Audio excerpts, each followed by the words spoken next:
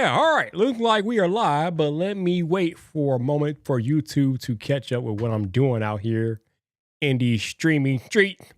Yeah, we're good. Yep, we got audio. We got audio. Moment for YouTube to. Yep, we got audio. Cool. All right, we are good to go. Hello, my people. Happy Thursday. Welcome back to Bears Live, my weekly live stream here on the channel where we talk all things Chicago Bears. Appreciate y'all being here today. For those of y'all who do show up, thank you guys for dropping in. Always good to see you. And lots happening this week in the world of the Chicago Bears. We just had two extensions happen. First one was Kyler Gordon getting extended by the Bears. Got a 3-year, $40 million deal. So that happened. That's pretty cool. I think we were all expecting that one to happen, and it did. So good on Ryan Pohl for getting that done. And then yesterday, I think it was yesterday, TJ Edwards got a two-year, $20 million extension. So he ain't good to go. Now, there's been some chatter about that particular extension.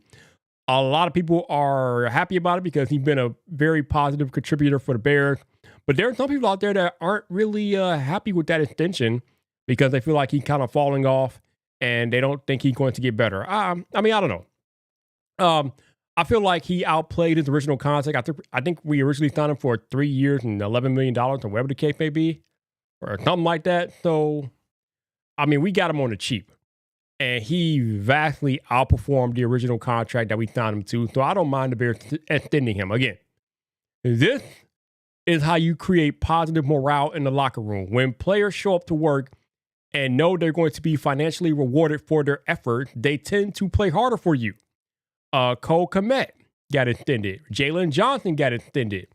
Now we see that Kyler Gordon and TJ Edwards are getting extended. So I think it's good to extend your good players, and that sets the tone for the rest of the locker room. So I'm not really particularly mad about that extension. I think it's a good move by the Bears. But yeah, let me know in the chat if you guys are happy about these extensions. Are you glad that Kyler Gordon and TJ Edwards got their money? Let me know, man. Let me know. Also, shout out to y'all. See, we've got a few people in the chat for whatever reason y'all are not showing up texting or whatever. But y'all see y'all. We got 5 people watching, so shout out to y'all. We got 4 or 5 people watching. I appreciate y'all dropping in. But yeah, we got some extensions, so that's good. Also, I made a quick little video this week. About the comments that Caleb Williams made in his interview with Esquire magazine. And basically, he was talking about how he is not trying to befriend players on opposing teams because he wants to maintain his competitive edge over them. And this got a lot of people talking. People were talking about how this is why nobody liked him. Did the Bears do a psych evaluation on him? This is why he sucks, this, that, and the other. And I'm just like, listen, people, this is how the greats operate. They don't want to be your friend. They are there to take your heart out. That's how Kobe Bryant was. That's how Michael Jordan played. That's how Tom Brady played. The greats are not there to be your friends. When the whistle blows and the game starts, Caleb Williams is there to annihilate people, okay? He is not trying to entertain anybody that's not wearing a Chicago Bears uniform, and more power to him. So that's going on.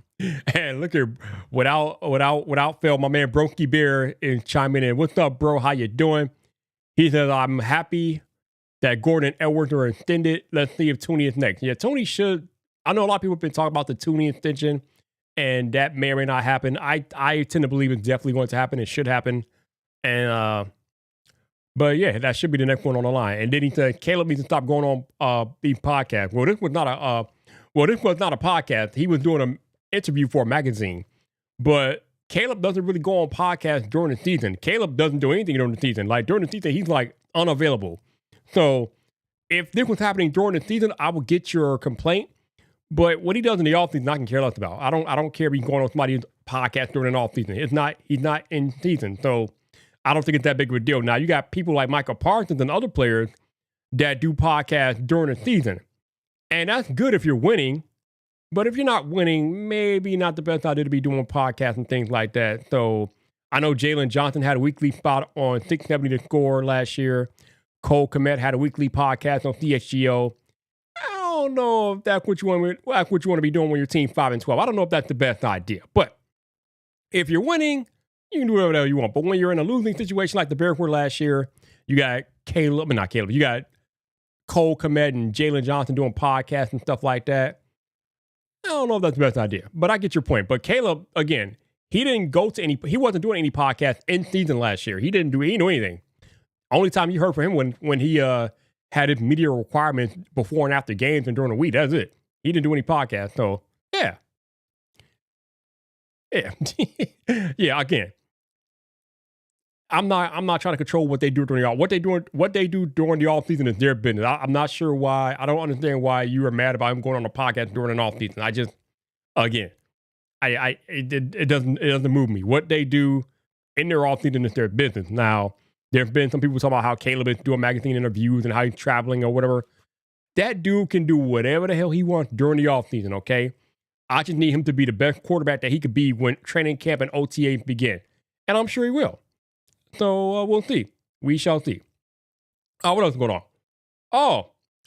The Bears assistant coaches met the media today, apparently. Now, although it wasn't really like public per se, but they did meet with the media at Highland Hall or whatever the case. I don't know if it was video or I don't know if it was up at Highland, but I think it was up at Highland because they had at the podium and they have microphones, right? So I found this little tidbit from Antoine Randall L. interesting. He stated that he had Rome Odunze as his wide receiver 1 last draft. So he thought that Rome Odunze was better than both Malik Neighbors and Marvin Harrison Jr. coming out, which I find very interesting, especially given the fact that he is now the current wide receivers coach and assistant head coach of the Bears. So if he felt like Rome was the best receiver coming out of the draft last year, and now he gets to coach him, I am very excited to see what Anton Randall L. plans on doing with Rome Odunze, him and Ben Johnson. I'm excited. Like, I think the guy is the limit for Rome Odunze. He has the size, he has the speed, he has the hands. That dude can literally be unstoppable if used correctly. Now, I think him and Caleb had a lot of miscommunications last year, and there was just a lot of missed opportunities and whatnot. Obviously, a lot of times Caleb was under pressure, so he couldn't really put Rome in a position to succeed more often than not. But Rome did some decent things last year. It wasn't a total bust season. But now that we have a better offensive line, we have better coaching. I am now very curious, especially given what Antoine Randall L. said today. I'm very curious as to what comes to Rome Odunze, especially considering now that Kenyon Allen is out of the picture. And DJ number 1, Rome number 2, and then whoever else comes in number 3, I don't know who that's going to be. Very interesting to see what Rome does this year. I'm with you, Brokey. I'm excited. Rome, I think he's in line for a big year. And the season cannot get here soon enough, in my opinion.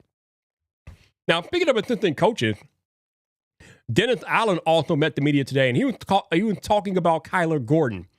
And he said something that I found very illuminating, right? He said that he wants Kyler Gordon to train playing other positions, or cross-train, I should say, so he can use them all over the board defensively.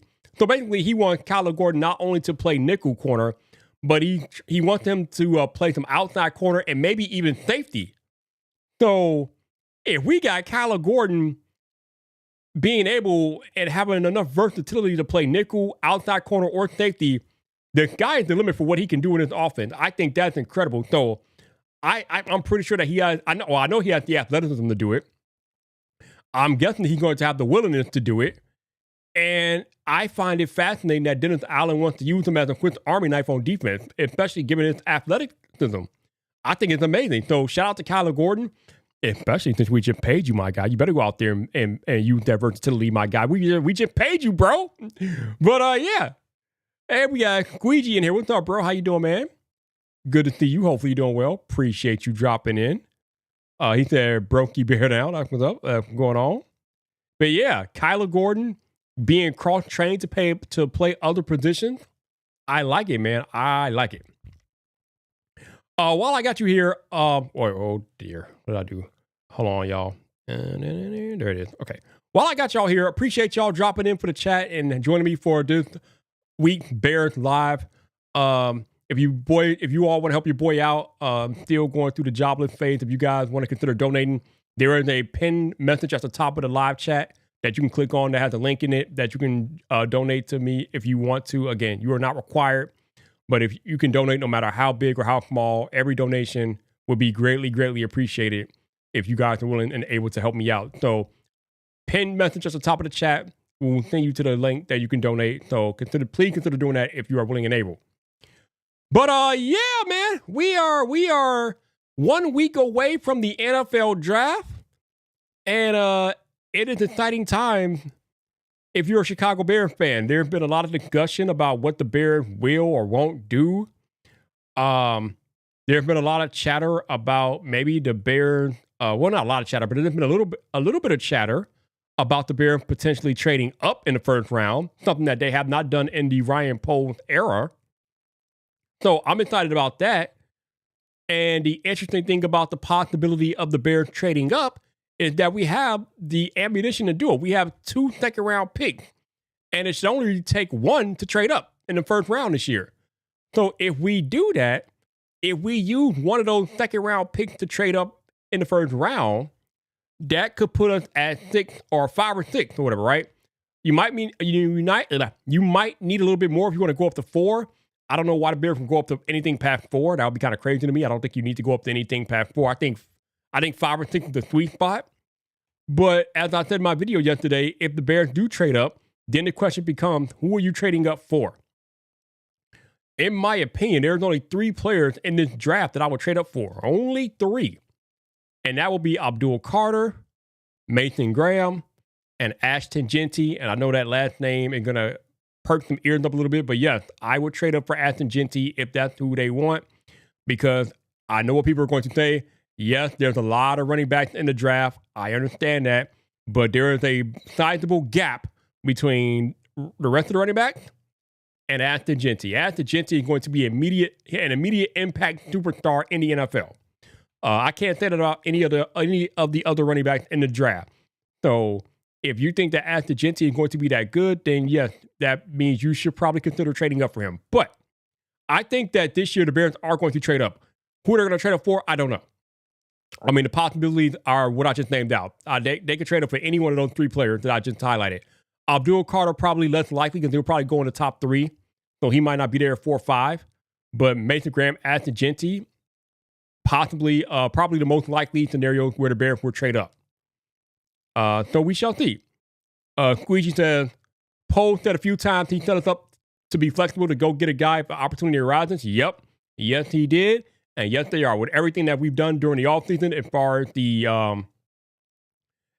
as picking up the stacking up the trenches, that has allowed the Bears to have the ultimate flexibility in the upcoming draft. So again, if they do want to sacrifice one of those second round picks to move up in the first round, they can do that, and they won't. It won't be too much of a thing because they got the ammunition to do so. Brokey said Carter, Hunter, Graham, Warren are the only blue chip players in this draft. Dude, I'm not arguing with you. We're not arguing about this today, bro. But you are correct. But you mentioned Ashton Jeanty. All right, hold on, y'all. I'm getting the phone call. I'm getting interrupted here. Hold on. But yeah, we're not having this argument this week. We are not having this argument this week. We're not doing it. But yeah, Carter, Hunter, Graham, Warren. I would add Ashton Jeanty to that. They are all blue chip players. Carter, Hunter are going to be gone. They're not available. I don't see them past. I don't see any of them going past 3. It ain't happening. Warren will probably be there. I don't think you need to trade up for Warren. Warner will be there. But yeah, if you're talking about trading up, I'm thinking about Mason Graham. I'm thinking about Ashton Jeanty, and that's pretty much it. Because again, I expect Abdul Carter and Travis Hunter to be gone. I don't expect them to be available at all. Squeegee says, I have to agree with Jeanty. I have to disagree with Jeanty. He is small, and I'm worried he won't last 17 games. Bro, y'all are wild, bro. They Ashton Jeanty just like in the chat today. Y'all are wild. He might not be the tallest running back, but I would not call him small. I don't know if you've seen that man. That man is jacked. He is built. Okay, that dude's a little bowling ball. I don't have any. I mean, you could say that about any running back with them lasting 17 games. I think he can. The other thing that intrigues me about Ashton Jeanty is that he's not going to be worked like he was in college the Bears are not going to work him that much. In college, he was overused. He's not going to be used like that in Chicago. We got DeAndre Whip. We got Roschon Johnson, bro.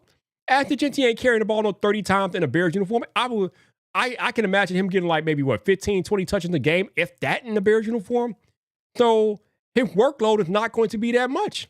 It's not going to be what it was in college. That's for damn sure. So I think the questions of his durability in a Bears uniform are kind of off base, because I don't think he's going to get worked as hard in Chicago as he was in Boise State. I just don't see it. Not with the running back room the way that it is. Also, oddly enough, there have been chat about the Bears potentially doubling up at running back in the draft. Now, I don't know if this is going to happen. I kind of doubt that this happened, but that would be kind of crazy if the Bears drafted 2 running backs. Now, obviously, if you draft a Jeanty or somebody in the second round, you're probably not drafting another running back to the 5th or 6th round. But yeah, I don't know, man. I don't know. Bro, I'm not rehashing anything about Jeanty today. Yeah, we're not doing it today. We're not doing it today. Okay. Squeegee said Caleb Johnson and Bill Jeanty the midget. 5'8" is not a midget, or 5'8" or 5'9", whatever. I think he's 5'8". 5'8" is not a midget, yo. Again, just because he's not the tallest running back in the class doesn't make him a midget, man. Y'all need to calm down. But yeah, I think at this point, the only way that the Bears, either one or two things are going to have to happen for the Bears to land Jeanty. They're going to have to get lucky that he falls, or they're going to have to trade up for him. But by all accounts, he's probably not going to be there at 10. So the Bears are going to have to make moves if they really want to draft him. I don't know. I just feel like Ryan Poles in his history has never valued running back like that. So as much as I want Ashton Jeanty, it's difficult for me to believe that Ryan Poles values running back when the highest he's drafted one is the 4th round. Like, Ryan Poles has not drafted a running back higher than the 4th round in his general manager tenure. So I find it hard to believe that all of a sudden now he's going to try to get one in the 1st round. But then again, this is less Ryan Poles show and more Ben Johnson's show, and we know how aggressive Ben Johnson is. He drafted a running back at 12 2 years ago when he took Jahmyr Gibbs. So we know that Ben Johnson is definitely not against drafting a running back. And I think that Ben Johnson has more control over personnel than Ryan Poles will lead you to believe. I mean, just think about what happened this offseason with the trenches, right? It took Ben Johnson 5 minutes to do what Ryan Poles still hasn't done in 3 years. Just think about that, right? Think about that. It took Ben Johnson 5 minutes to do what Ryan Poles hadn't done in 3 years. So that tells me right away that this is more Ben Johnson's show personnel-wise than it is Ryan Poles' show. So if you think about that, that means that actually, Squeegee, the last 1st round back that we drafted was Cedric Benson, and that was a complete bust. I forget what year it was. I think it was 2005, but we drafted Cedric Benson in 2005. That was the last 1st round running back that we drafted. But it is Ben Johnson's show. He has the central say over personnel these days, I think, in my opinion, just judging by the current offseason move. So I would not put it past the Bears this time to go after a running back in round 1. Now, what I don't want to happen, which a lot of people have been saying that could happen, what I don't want to happen is that the Bears draft Omarion Hampton at 10. That's what I don't want. I'm sorry. I can't. I can't do it. I can't deal. I refuse. I don't want it. Okay. I'm not saying Omarion Hampton is a bad player. He's a very good running back, but 10 is too high. If you're going to draft Omarion Hampton, you better trade down, damn it. Okay. You better trade down and accumulate a draft pick or two before you tell me you're going to give Omarion Hampton. Now, you better do that, all right? Don't do that to me, Bears. Okay. But I don't know. We'll see, y'all. We'll see. But it's going to be an exciting night next Thursday night in the draft to find out how the 1st round unfolds. A lot of possibilities with the Bears trading up or down or staying put. Who knows? I think this year probably more likely that the Bears trade up than they do trade down, because so many people want to trade down and you got to have a trade part of the trade up. So I think it's going to be easy to trade up instead of trade down this year. But yeah, we shall see. We shall see what happens.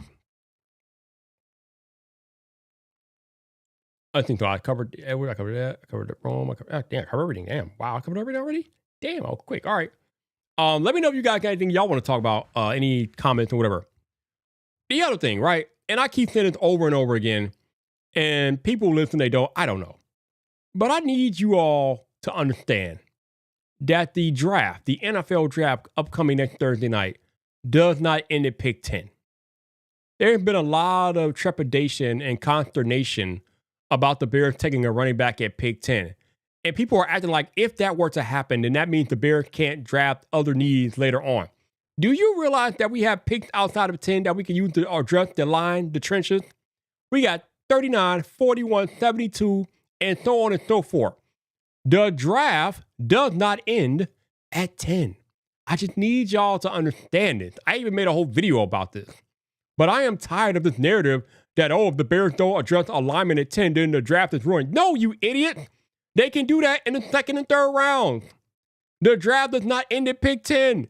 Please stop acting like the draft is over at pick 10. What is wrong with you? The draft goes further than pick 10.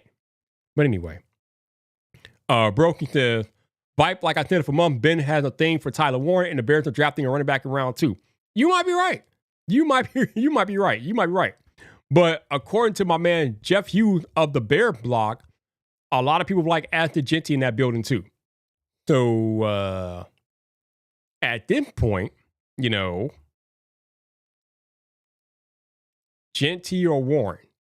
Jeanty's the better player, although the argument can be made in this particular situation that you can find a running back in round 2 or 3, but tight ends are few and far between in this draft. Because you got Warren, and then to squeegee point, you got Colston Loveland here of Michigan, and they're both going in the first round by all accounts. So once they are gone, there's a drop-off after them. There's a drop-off after Ashton Jeanty as well, but there's still quality running backs to be had in the later rounds. So if we look at it that way, then there's definitely a possibility that the Bears can go tight end at 10. If you look at it like that. What do I think of Loveland if Warren is gone? I don't like it at 10. I don't like either one. I don't like a tight end at 10 at all. But Loveland, I think, is going to be pretty damn good. I mean, Loveland, here's the thing, right?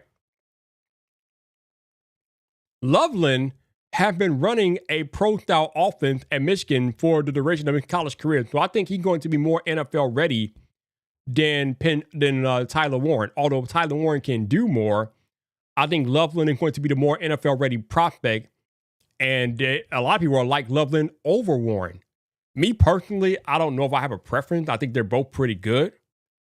I think there are people saying that Loveland might be the slightly better blocker, so I would tend to lean towards whoever the better blocker is. So if Colston Loveland is the better blocker, give me the better blocker because they're going to be blocking more often than not anyway. So... You're right, Brokey.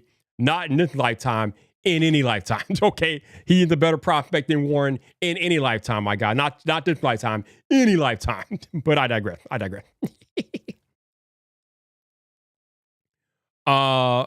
you want me call that? Come on. Let me highlight that comment. Okay. Squeegee says exactly. He gets separation like Kelsey. Warren catches through guys like Gronk, in my opinion. You're talking about Warren gets separation, and I mean. You're talking about Loveland getting separation and Warren just catching through guys. I mean, again, yeah. Either way, again, I want the better blocker, and I'm hearing that Loveland is the better blocker. So again, if Loveland's the better blocker, the better pass catcher, whatever, give me the better blocker. So if I had to choose one, I guess I would take Loveland, since he's the better blocker, and I think he's supposedly the better athlete as well. Even though Tyler Warren can do everything, I don't think you can go wrong with either one. I think they're both pretty good. But I think for the purposes of the Bears, I want the better blocker. And if that's Loveland, then I'll take Loveland.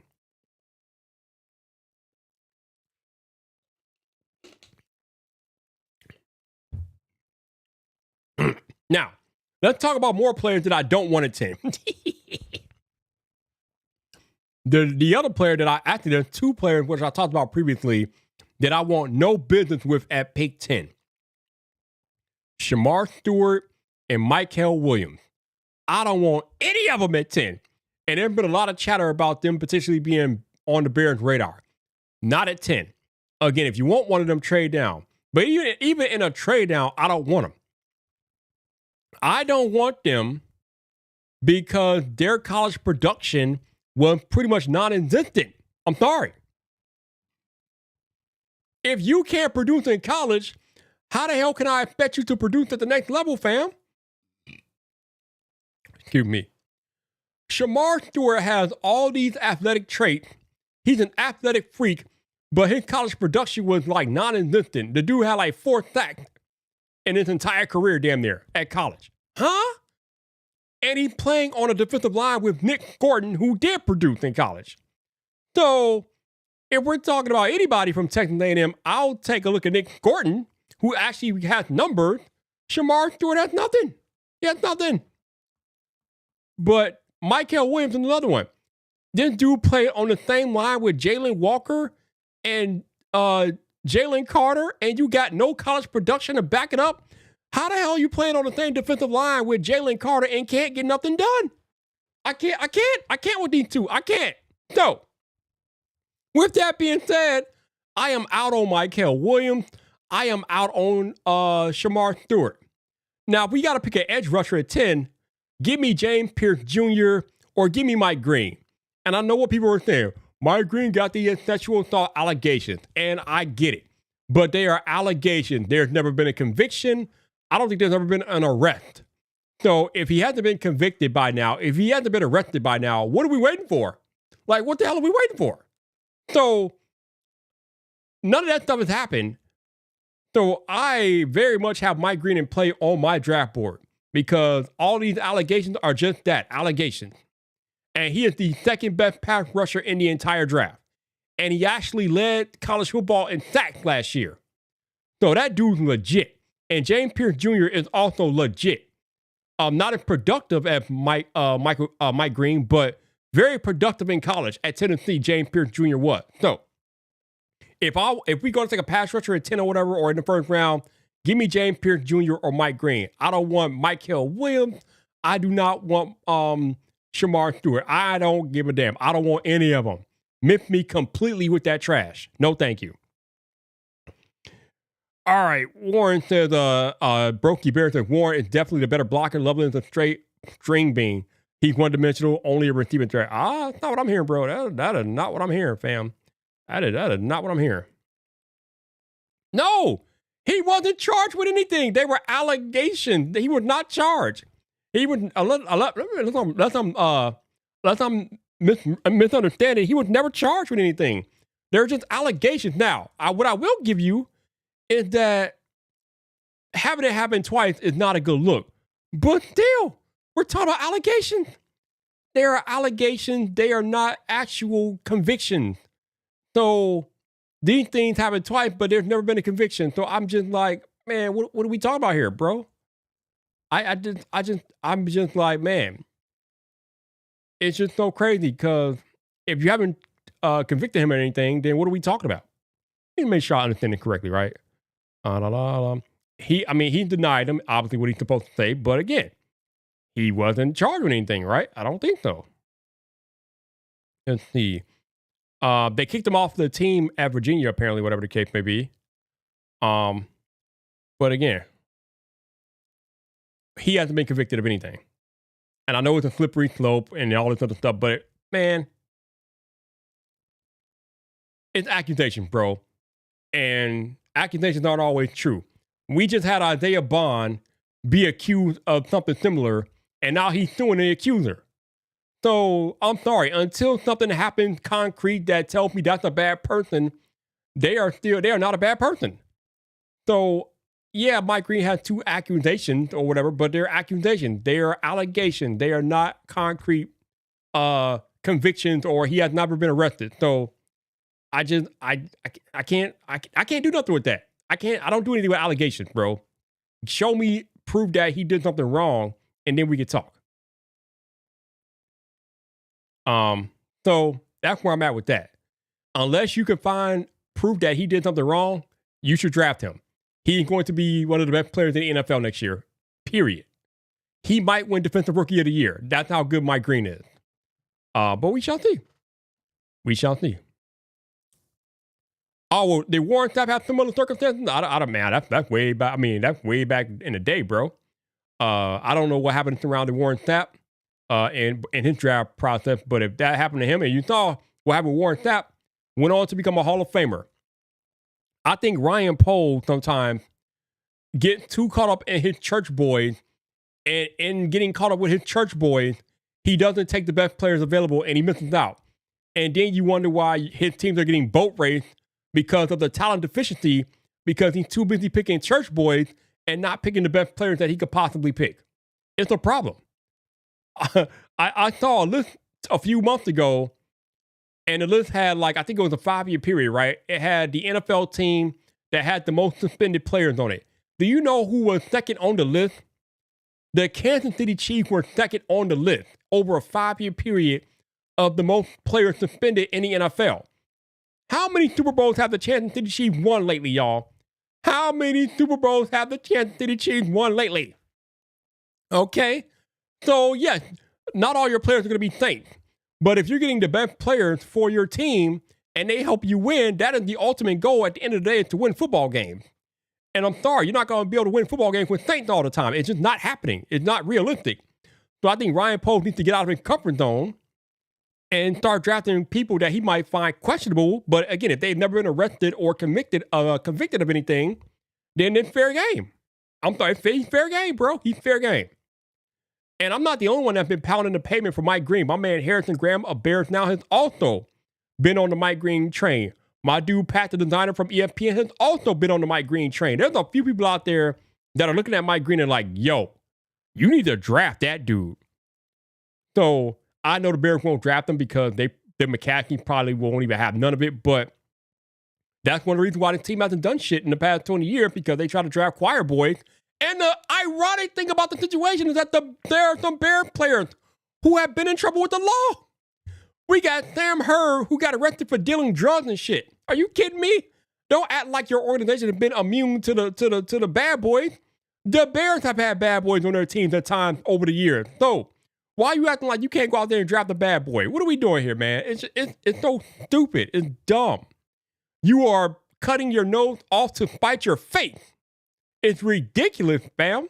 I need to make a whole video about. Actually, I will make a video about this next week, about how the Bears need to stop acting like choir boys and start drafting the bad boys. I'm making a video about this next week. But anyway, yeah, it's ridiculous. Like, let me see if I can do a quick Google search of Chicago Bears that have been in trouble with the law. Let me do this real quick. Chicago, I can't type today. Chicago Bears that have been in trouble. There have been a few with the law. With the law. Oh, crap. Okay, let's see. Yeah, Sam Hurd is the one that comes to mind immediately. But I think that was after he was a Bear. But still, there's that. Who else? Let's see. Oh, look at this. In the offseason of 2022, the Bears had 3 players arrested. Bro, what? Wait. Let me read it. Let me read this, right? Actually, I could show y'all this. I forgot. I think I can show y'all this, right? Yeah. Let's look at this. Let's look at this, right? So I just did a search of Chicago Bears in trouble with the law, right? So this article was written in 2022 by Eric Lambert, and he says, let's see. David Moore was arrested in Gainesville, Texas. What was he arrested? I don't know what he's arrested for, but he was arrested here. Let's see. Oh, drug and weapons charges. So David Moore was arrested on drug and weapons charges. Now, let's see. And he had signed a 1-year deal with the Bears that offseason, right? And guess who signed him, y'all? Ryan Poles. Now, he probably got cut right out there. I'm guessing. I don't know if he might get cut. He probably got cut. I don't know if he got cut, but Ryan Poles signed somebody who got arrested right after. So come on, bro. Like, what are we doing here? All right, who else got in trouble here? Let's see. Let's see. Let me see. Anybody else? It's the third player, right? I need to go back and read the top of this. Let's see. No. Because that was 3 players that got arrested this offseason, according to the article. Let's see. Oh, Byron Pringle getting arrested from doing dumb stuff with his car. Another player that Ryan Poles signed, and he didn't get rid of Byron Pringle. Byron Pringle played this season. So he signed Byron Pringle here. Linebacker Matthew Adams got in trouble with police possession of a loaded firearm, right? So Ryan Poles is not immune to signing numbnuts, right? But he just signed the ones that suck. Can we give me somebody that's good, Ryan Poles? Can you sign somebody that's actually worth a damn?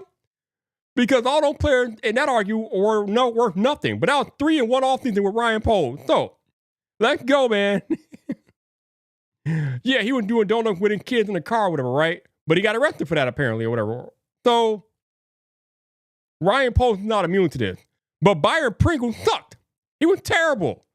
So here we are with Mike Green in the building. He got allegations. No arrest, got allegations though. But we want to act like we can't draft him because he has allegations. Man, get out of here with the BS. Get out of here with the myth me with this crap completely, bro. Myth me with this crap completely. Like, actually, oh, here we got another article here, right? So look at this, y'all. It wasn't worth the charge. I would agree with you, but he still got charged, right? I mean, I agree. That was kind of probably not worth the charge, but he got charged. So the Chicago Bears, according to this article from 2013, right? They have 11 most players arrested since 2000. So in a 13-year period, they were 11th in the NFL with players arrested. Ooh, boy. So yeah. They are 11th. Wow. So yeah, the Chicago Bears are not immune. They just signed all the terrible people that get arrested. They don't sign anybody that's worth a damn. So I think it's time for the Chicago Bears to start signing people that are going to contribute to the football team, whether they be good guys or questionable guys, right? Because I don't know if I would call Mike Green a bad guy. I would say he's questionable. But again, until he's convicted or arrested on something, I would say he's questionable. I wouldn't say it would be a bad pick. So yeah, it's just it's kind of ridiculous to me. But you guys got any last questions or thoughts about this before we land the plane here? Please feel free. And again, if you guys support me what I do and want to help your boy out while I am still unemployed, please consider donating to your boy. There's a pinned message at the top of the live chat that you guys can click on to donate if you're willing and able. Every donation counts, no matter how big or how small. If you guys can take a moment to donate to me, that would be greatly, greatly appreciated. You have no idea how much you will be helping me out. So please consider donating. Again, the link is at the pinned message at the top of the chat, right there for you guys to donate if you are willing and able, though. So I would appreciate it if you could do that. But I'm excited, y'all. We got a week to go before the NFL draft. I will be here Thursday night live streaming round 1, or my reaction. I won't be live streaming the draft because I don't think the NFL allows that. But I will be live streaming my live reaction to the draft as it happens round 1. So on Thursday night, I will be here live streaming and hanging out with y'all. And then we can find out what the Bears do in the first round together and react in real time. Because whatever it is, it's going to garner a reaction, whether it's a good reaction or a bad reaction. It's going to garner a reaction for sure. No doubt about it in my mind. So I am all about it. I'm all about it. I'm excited to be live streaming with you guys that night. And I'm excited to see what happens. So feel free to come hang out next Thursday night here. I know there's going to be a bunch of Bears channels live streaming the draft. And that's probably where most of the people are going to be. But your boy will be here. I will be here live streaming. So come hang out if you want to do that. Come hang out if you are willing and able to come hang with your boy on Thursday night. But any last question, comments, or whatever before we go, throw them in the chat now or forever hold your peace. Tomorrow will be the last mock draft before the real one happens. So it will be mock draft 10.0 tomorrow at some point when I get around to making it. So that should be interesting. We'll include the possibility of trades since that's the last draft. It could be another 3-round mock draft, and we will see what happens in that particular mock draft tomorrow. But that's coming out tomorrow for sure. But yeah, appreciate y'all dropping in. For those of y'all who decide to donate, I will appreciate y'all very much. Be kind, be safe out there, and until next time, bear it out.